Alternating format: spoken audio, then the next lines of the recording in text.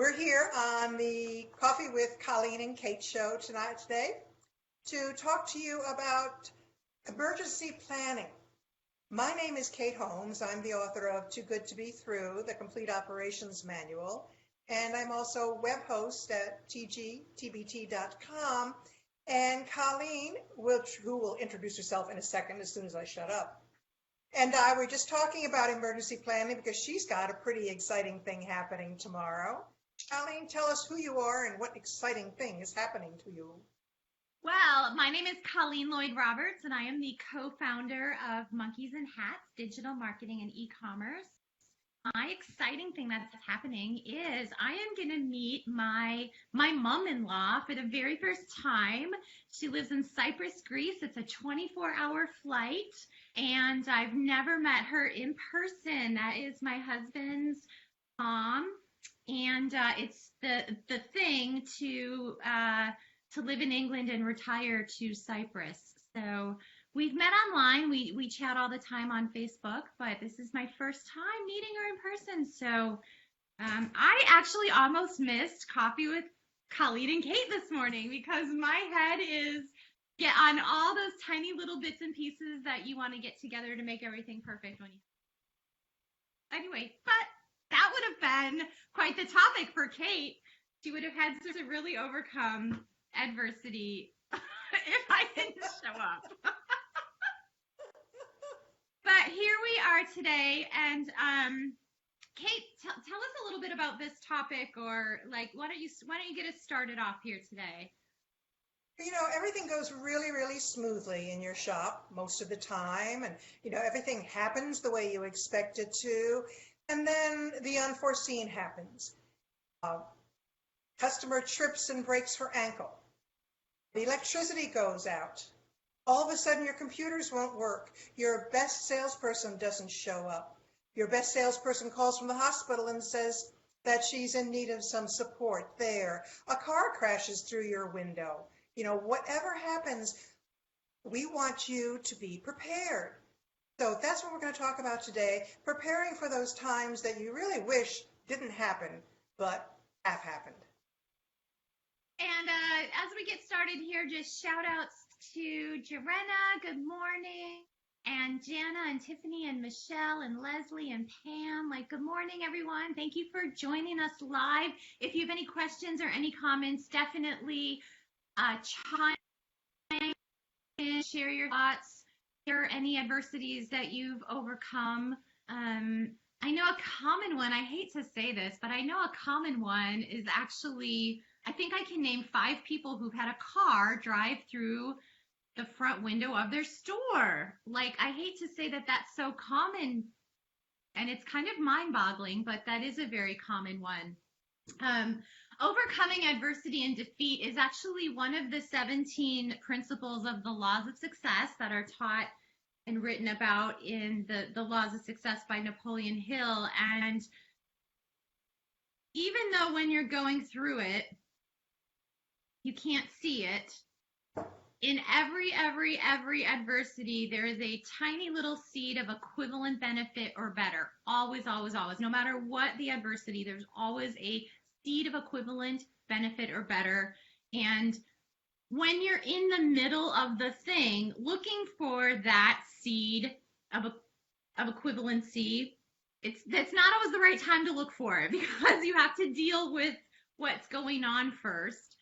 But it's always there, and at some point in time you go, oh wow, this is a great opportunity to get the remodel of my storefront that I wanted, or this is a great opportunity to get the new signage that I wanted, or I can finally get those tinted windows that I wanted. There's always something good that's as good as the bad thing that happened or better. And then remaining calm when you're in the middle of all chaos, I think, is really important. Kate? And one of the best ways, I think, to remain calm when something bad happens is to know that you have foreseen the things that you're going to need. Do you know who puts plywood up on broken windows in the middle of the night or in the middle of the day within an hour or two? so that your shop is secure? Do you have that information right handy? If your internet goes out, do you know how to keep selling, even if you can't use your point of sale function on your computer? I'm guessing that a lot of people don't, and I'm guessing that even more of your staffers don't know how to make a sale without the computer telling them what to do. Do your staffers know how to operate the fire extinguishers, or maybe even where the fire extinguishers are?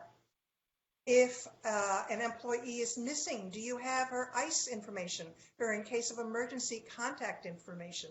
All of these things are things you need to sit down and gather together, put in a computer file, put on your phone, put on a paper file, stick under the front seat of your car, whatever you need to do so that you can remain calm and say, okay, guys, no problem. The electricity's out, the computers don't work, but here's what we can do. You need to have some disaster drills in your store. What happens if there's a fire in the back room? What do you do? Where do you go? What happens if there's a tornado warning? Or, as happened at my shop all the time, a motorist would knock down the electrical lines, and we would be without electricity for hours at a time. That was very, very common. We were on a very busy street, and apparently we had a lot of really bad drivers in Columbus, Ohio. So getting prepared like that, I think, Colleen, rather than looking for the seed at that moment, being prepared will give you that seed, will let you calm down and realize there's going to be something good about this because I know how to cope. Absolutely. Like, have your preparedness plan. What is that? Is that a motto of the Boy Scouts? Always be prepared. Is that the Boy Scouts or the Girl Scouts? Always be prepared. I think it's the Boy Scouts. And it's a really great motto. And to just know how you can carry on, but it's important to do your best to just remain calm and know that you're going to get through this. Like, whatever the situation is, it's like, okay, we're gonna get through this time. And somebody said to me one time, I don't remember the exact words, but it was basically like, has gotten you through 100% of all the trials, tribulations, and challenges so far in your life. And really, what's the answer, Kate? I'm not sure what the quote is exactly, but the whole idea is that no matter what you're going through, guess what? You have a 100% track record of getting through it. Absolutely. So no matter what's happening at that moment in time, and I think that the reason why I stress the importance of just being calm is because you can think more level-headedly, and it also helps keep everyone calm around you. Because last week when we talked about PMA, we talked about creating the vibe and creating that energy in the room. And you're the leader, and if your staff looks to you and your customers and whoever else is in the environment, during whatever situation is, they're going to look to you to set that tone. And if you're like running around like a chicken with his head cut off, that puts out that vibe in the environment. So when everyone is calm and, staying positive and not getting upset and not being like, oh my God, now this is going to happen or that's going to happen, but just really calm through it, everyone work well together. And the idea of having a plan is key. A lot of corporations have plans. They have, an emergency plan for when things happen. And so when you do have that, last week when our video wasn't working, I didn't really have a plan. Can you, who is all these people calling me? I'm so popular today. Sorry, everyone. I'm so popular today. But I didn't really have a plan, but I just said, okay, there's more than one way to go live, and we're going to have some fun with this. And so, like Kate said, do you know how to make sales if your POS system goes down? You don't have to shut the store. You can continue to make sales. You can handwrite out receipts. You can handwrite things out, go a little old-fashioned. But kind of knowing that ahead of time is just really, really key. Preparedness is key. Yes. Always be prepared. Colleen's working on mottos for her day. What can I tell you? But yeah, knowing what's going to happen, knowing that you've got the resources is very calming. And okay, fine. There's a fire in the back room. We know exactly what to do. There's a tornado warning. We have to get out of the building. We know where to congregate. It can go for anything as simple as where's the first aid kit to when to call 911, that type of thing. But spend some time learning that, gathering your resources together, and you will feel invincible. You'll feel like a superhero when something like that happens because you know what to do. On my group, seasoned shopkeepers, I've got a couple of posts coming up that will guide you to a couple of places with some links that will help you make disaster plans. And by disaster plans, I don't mean, the hurricane or the tornado. I mean something as simple as that customer who tripped, or something as simple as the front door won't lock and it's 8 o'clock at night and you have no idea what to do next, that type of thing. You also need to set policies while you're setting these parameters for dealing with disaster. If your key staffer goes out drinking on a Friday night and loses her purse, which has your shop keys in it and her business cards with the shop name and her name on them, does that mean you need to get out of bed at midnight and go have the locks changed on your store? Stop and think about all the terrible things that can happen. Figure out a way to cope with them and realize that, oh, great, now I'm Supergirl or Superboy and I'm going to get through all of this. But be sure to keep an eye on those links that I'll be posting on Seasoned Shopkeepers today. And I think that's really great, Kate, that you have these links because it just gives you a starting point. It's really overwhelming to sit down and look at a blank page and be like, okay, today I'm going to write, our overcoming adversities policies or whatever. And I like to come up with fun names of things. So good morning, Brian. Brian Knox just joined us. Good morning. So I think it's great. It gives you a starting point and it gets you, can get the creativity flowing. And again, just being prepared and then staying really, really positive. And at some point, just be mindful that there is the seed of equivalent benefit or better somewhere in all of that mess and chaos and whatever it is. There is always a seed of equivalent benefit. Look for it, know that it's there. And one other thing I want to bring up as well, it's very unfortunate, but also I think it was Ellen posted a store in her area got robbed right in the middle of the day. I mean, these guys came in, they were very bold and brazen, walked right past the security cameras, they had hoodies on, they just walked right in and robbed the store, broad daylight, middle of the afternoon. And so I really think having a plan, I mean, none of us wants to plan for that, none of us wants to think that that's going to happen, and I think that's definitely a good postulate to put out there, that we're always safe, but in the event that is not the case, what would you do? What would you do in that situation? What would you teach your staff to do in that situation, and how would you handle that going forward? Because it also has to be handled in a very delicate and positive manner, because perception is reality, and you do not want the perception out there that your store is unsafe in any way, because that's just, people don't want to come to your store. You hear about something bad happen at the mall and we're like, oh, I don't want to go to the mall. I mean, I don't even know what the time frame is, but it's a good 3, 4, 5, 6 months before you start to see that traffic back up at a mall because people want to stay away. So having a good plan of action as well after that, it can be a marketing plan, a promotional plan, reiterating how safe it is and this was a freak thing and I'm ready to go. is also like really, really important when you're overcoming adversity, because you have to communicate that message of safety and comfort and, welcome to your store, right?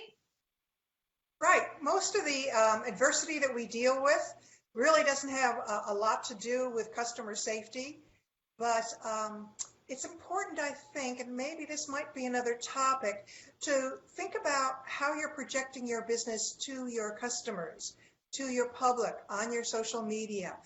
Invariably, there is a perennial question on all of our closed boards about, we have a picture of the shoplifter, we have a picture of this person who passed a bad check. Do we put this on social media and say, does anybody know this thief?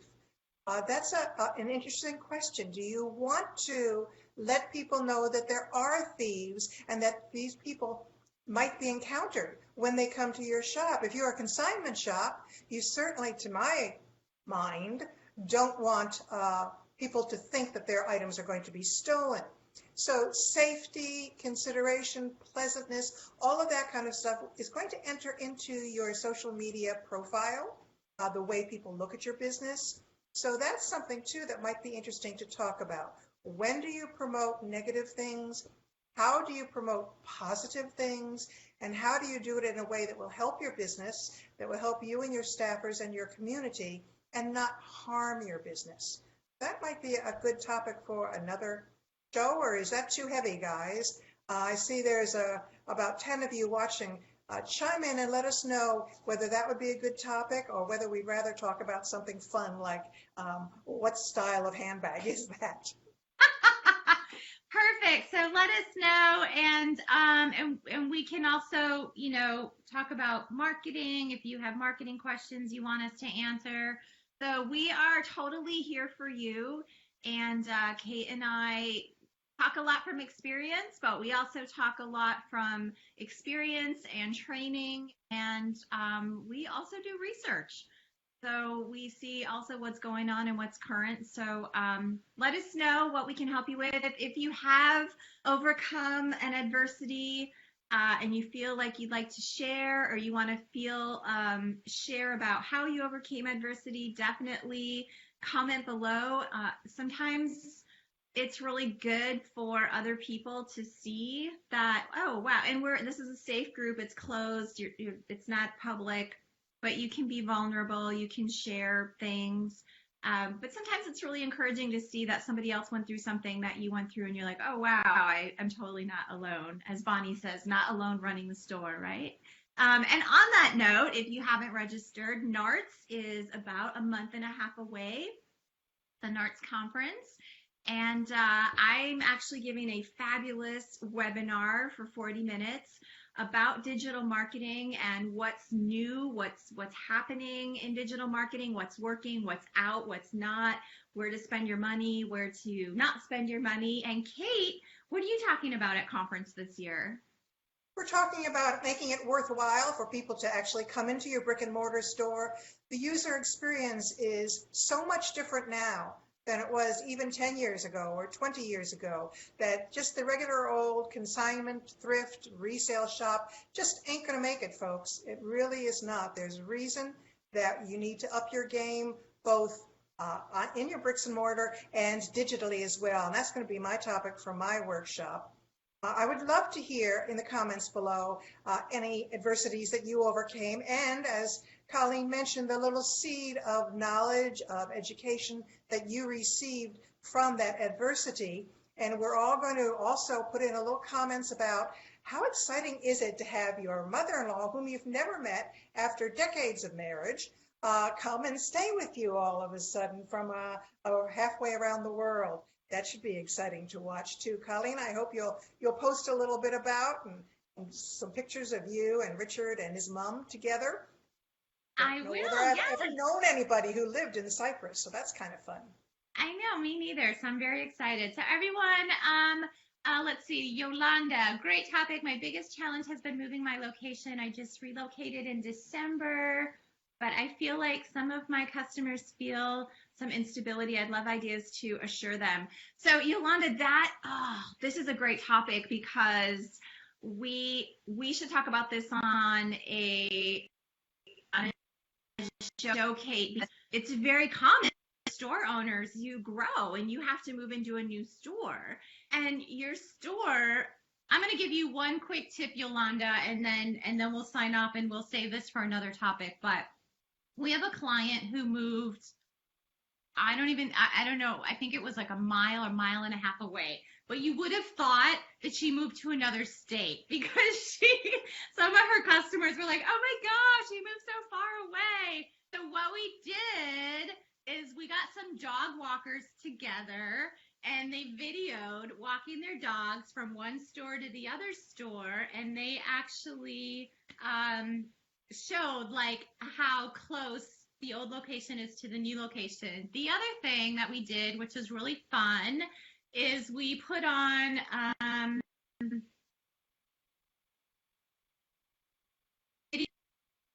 had someone take a sip of a Pepsi when they left the first location, and we said, you are one Billy Joel song and 5 sips of Pepsi away from one location to the other location. So we had some fun with it and put all of this stuff on social media, and it was really, really successful. So anyway, there you go.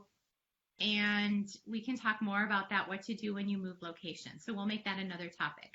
Okay, awesome. Oh, thank you, Jorenna. You're so sweet. That's a really nice compliment. Okay, everyone, have a beautiful, wonderful week. And Kate, as my mama always said, and it is almost Mother's Day, Mama always said, go out there and sell something. See you next week. All right. Bye now. Bye, everyone.